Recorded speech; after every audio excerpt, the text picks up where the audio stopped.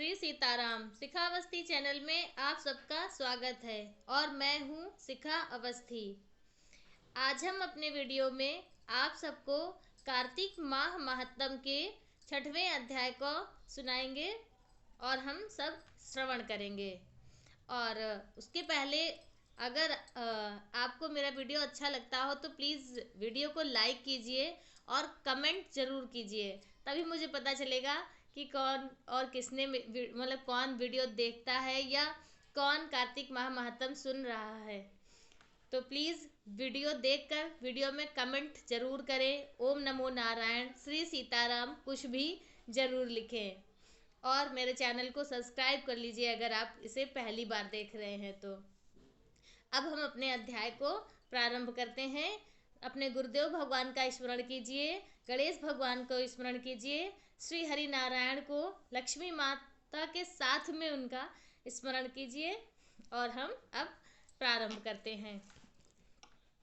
तो नारद जी ने कहा कि जब 2 घड़ी रात शेष रह जाए तब हमें, जो कार्तिक स्नान कर रहे हैं उनके लिए ये नियम है कि जैसे हम जब जलाशय पर जाते हैं या हम अपने घर में ही स्नान करते हैं तो स्नान करने से पहले हमें भगवान से क्या प्रार्थना करनी है, स्नान करने के समय हमें क्या प्रार्थना करनी है, और स्नान करने के बाद जब हम नारायण भगवान का या कृष्ण जी का, राम जी का, जिसे भी आप पूज रहे हैं तो उनका स्नान करते समय, उन्हें अर्घ देते समय हमें क्या प्रार्थना करनी है, आज इस अध्याय में इसी विषय पर बता रहे हैं।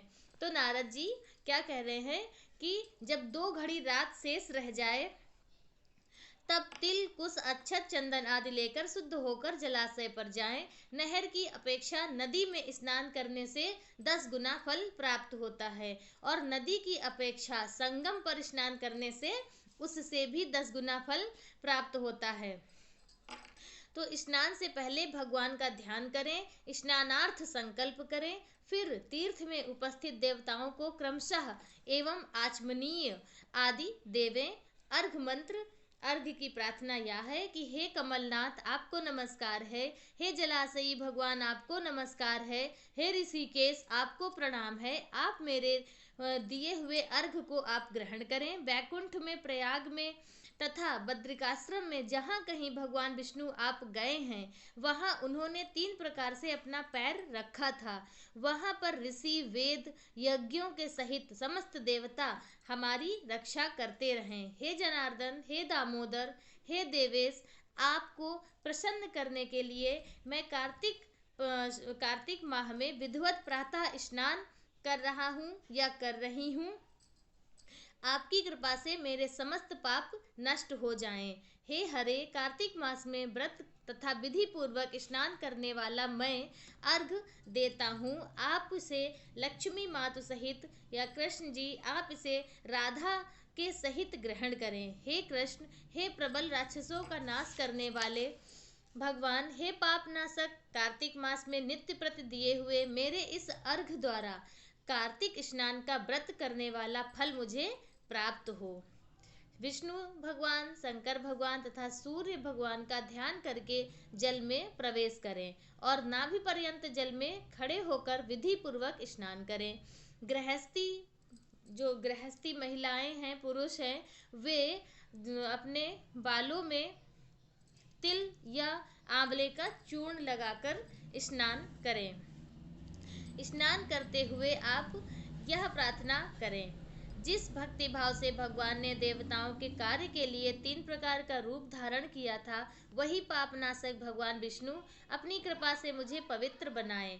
विष्णु जी की आज्ञा से कार्तिक व्रत करने वालों की जो कार्तिक व्रत कर रहे हैं उनकी इंद्र आदि सभी देवता रक्षा करें।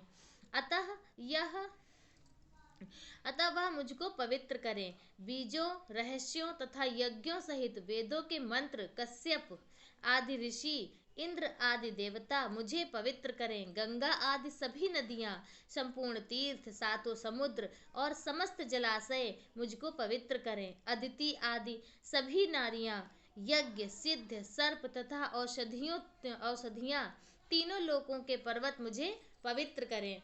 स्नान करने के समय आप इस प्रकार प्रार्थना करें। इन शब्दों को कहकर स्नान करने के पश्चात व्रती को हाथ में पवित्री धारण करके देवता, ऋषि, मनुष्य तथा पितरों का विधिवत तर्पण करना चाहिए, उन्हें अर्घ्य देना चाहिए अपने पितरों के, देवताओं के निमित्त। तत्पश्चात आप भक्ति पूर्वक सावधान होकर चंदन, फूल और फलों सहित भगवान विष्णु को फिर अर्घ्य देवें। अर्घ्य मंत्र यह है, उसका अर्थ, मंत्र का अर्थ है यह कि पवित्र कार्तिक मास में मैंने स्नान किया है। हे विष्णु जी, राधा के साथ आप मेरे दिए हुए अर्घ्य को ग्रहण करें।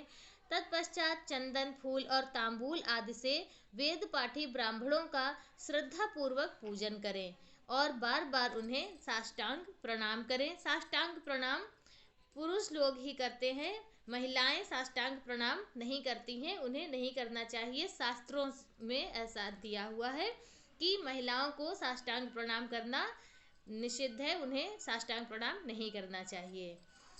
ब्राह्मणों को आप ऐसे नमस्कार वाली पोजीशन, मतलब जो होती है मुद्रा, उसी में आप प्रणाम करें। साष्टांग प्रणाम महिलाओं को नहीं करना चाहिए। तो ब्राह्मणों के दाएं पैर में तीर्थ का वास होता है और उनके मुख में वेदों का निवास होता है। अपने कल्याण की कामना रखने वाले लोगों को इनका हमेशा सम्मान करना चाहिए, इनका कभी अपमान नहीं करना चाहिए और ना जो वेद पाठी ब्राह्मण होते हैं उनका कभी विरोध करना चाहिए। फिर एकाग्रचित्त मन से भगवान विष्णु की प्यारी तुलसी का पूजन करें, उनकी परिक्रमा करें और उनको प्रणाम करें और उनसे प्रार्थना करें कि हे देवी, हे तुलसी, देवताओं ने ही प्राचीन काल में तुम्हारा निर्माण किया है और ऋषियों ने तुम्हारा पूजन किया है। हे विष्णु की प्यारी तुलसी, आपको प्रणाम है, आप मेरे सब पापों का नाश करें। इस प्रकार भक्ति पूर्वक जो लोग कार्तिक व्रत का अनुष्ठान करते हैं वह संसार में सुखों को भोगते हुए अंत में मुक्ति को प्राप्त करते हैं। सारे रोगों का नाश करने वाला, पापों को नष्ट करने वाला, मनुष्य को श्रेष्ठ बुद्धि प्रदान करने वाला, धन आदि का साधन, मुक्ति और कोई धन आदि का साधन देने वाला और मुक्ति देने वाला और कोई उत्तम व्रत संसार में नहीं है।